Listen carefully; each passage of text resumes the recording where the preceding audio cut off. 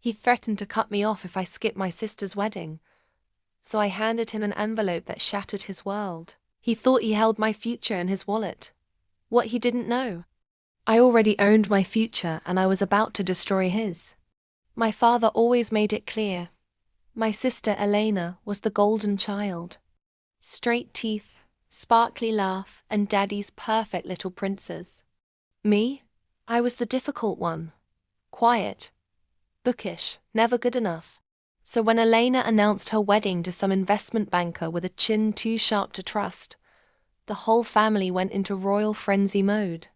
My dad called me up and said, "If you don't show up for the wedding, don't expect a single cent for college." I almost laughed.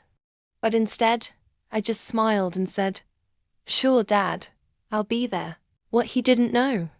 I had graduated 8 months ago valedictorian of my Ivy League university. Full scholarship.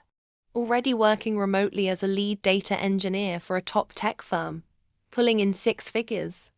While he was busy buying centerpieces and micromanaging the guest list, I was building a life in silence.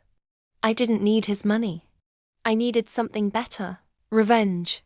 So I went to the wedding. I showed up in a sleek black dress, no frills, no drama. Just poise. Dad gave me a smug look, thinking he'd won. But 3 days before the ceremony, I handed him a plain white envelope during the rehearsal dinner. He opened it, expecting maybe a cheesy card or a forced apology. Instead, his face drained. His hand started to shake. Inside the envelope were printed screenshots, hundreds of them. Texts, emails, and secret messages between him and his longtime golf buddy, who was very much not golfing. Turns out, my dad had been having a 5-year affair with his best man. And I had proof. But that wasn't the kicker.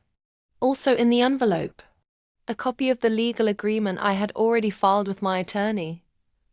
Mom was getting everything.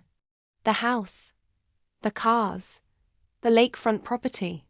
You see, while Dad was busy playing puppet master, I had been helping Mom track every move behind the scenes. She never let on. Neither did I. But that envelope? That was checkmate. The wedding still happened. But it was awkward, tense, silent. Mom left him the next morning.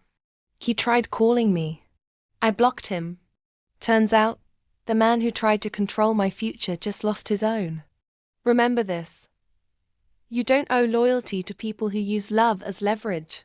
Quiet success is the loudest revenge. If this story lit a fire in you, hit that subscribe button right now. There's more where this came from, real stories, savage comebacks, and jaw-dropping twists. Subscribe, like, and share if you believe karma sometimes needs a little push.